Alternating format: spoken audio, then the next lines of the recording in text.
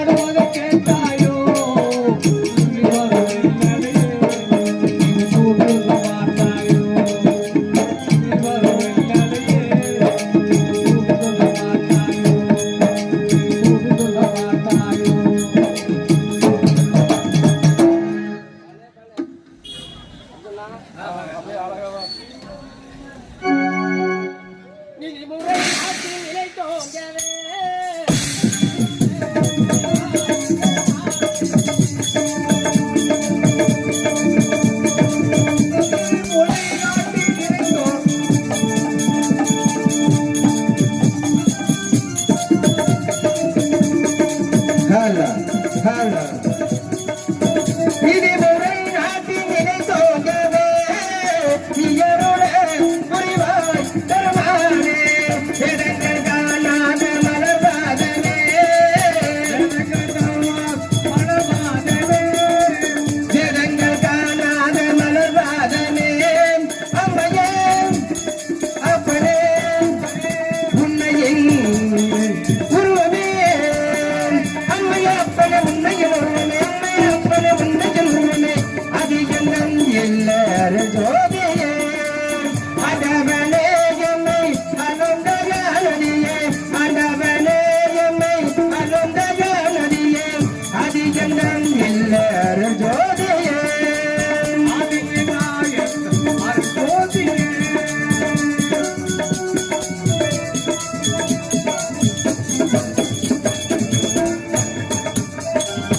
தந்தைகள் சொத்துமெனும் தந்த பாசம் தன்னை தந்ததெல்லாம் என்று தந்ததுண்டோ ஐயா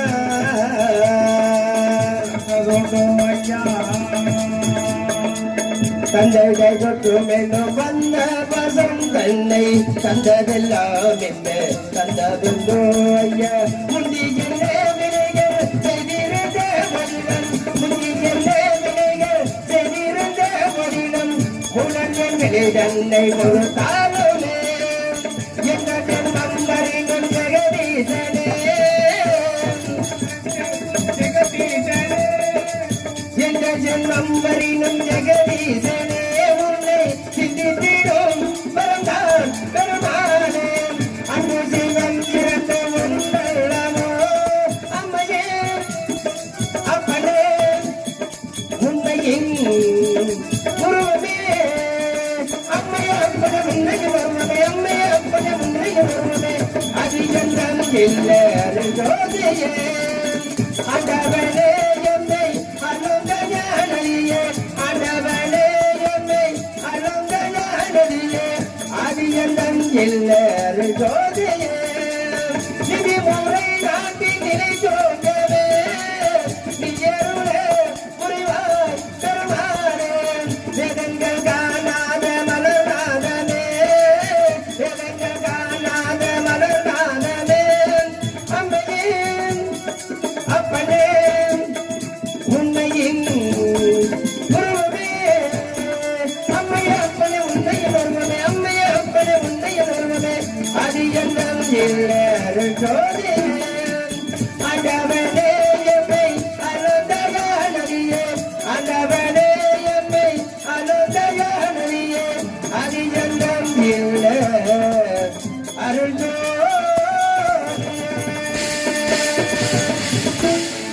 அன்பு சார்ந்த பெரியவர்களே ஆற்றலை கெழுதலை தாய்மார்களே வருங்கால வாலிபர்களே எதிர்காலம் சிங்கங்களே சிங்கத்தை பெற்ற எழுதலை விவசாய பெருங்குடி மக்களே இயல் இசை நாடகம் என்ற முத்தமிழ் மணிகளே உங்கள் அத்தனை பேர்களுக்கும் இதோ மதுரவரும் நாடகத்தில் காசி மன்னனாக வேடம் தாங்கி உங்கள் முன் வந்துள்ளேன்.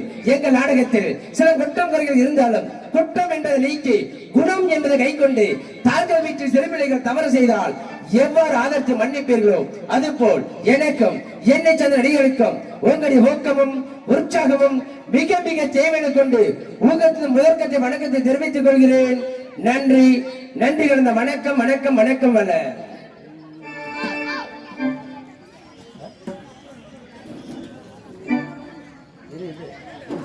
ஹலோ முத்துமாரி அம்மனுக்கு திருநாள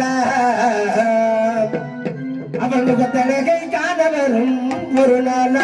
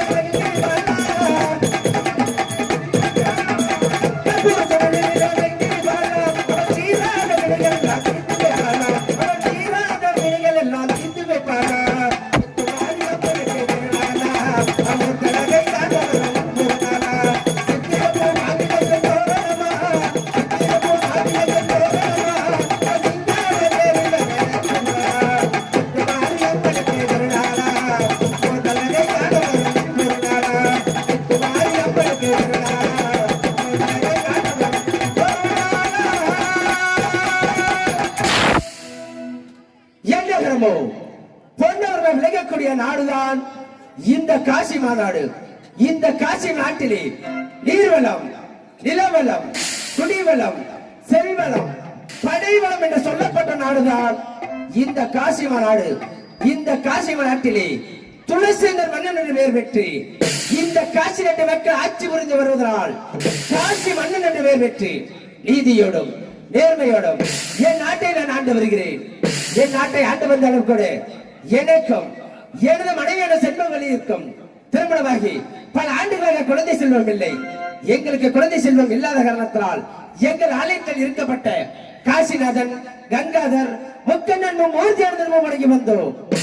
அனுதினமும் வணங்கி வந்தாலும் கூட எனக்கு பிறகு நாட்டை ஆழ்வதற்கு ஒரு குழந்தை செல்வம் இல்லையே. அனைத்து செல்வங்கள் கொடுத்த ஆண்டவன் எங்களுக்கு ஒரு குழந்தை செல்வம் குறையாக்கி விட்டான்.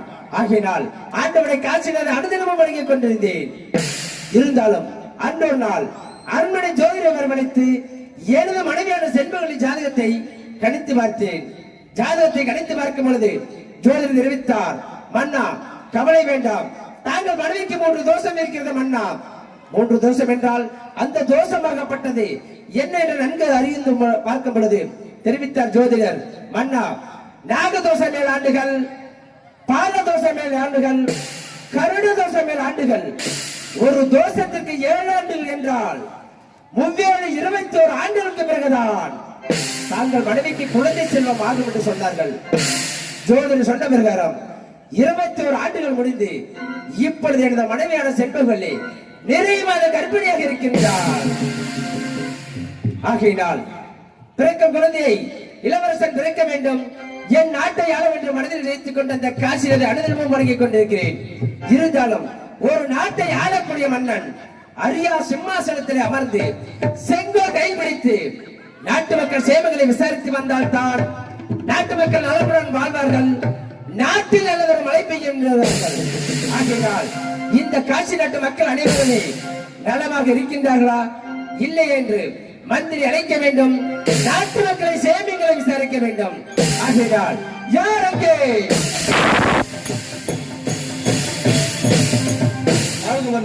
தாங்களுடைய பொறுப்பான தொட்டு வழங்குகிறேன் மகாராஜா. அமைச்சரே, காசிநாதன் அன்பெற்று பல்லாண்டு காலம் வாழ்வீர்கள், நலமாக இருக்கின்றீர்களா? நலமாக இருக்கிறேன் மன்னா.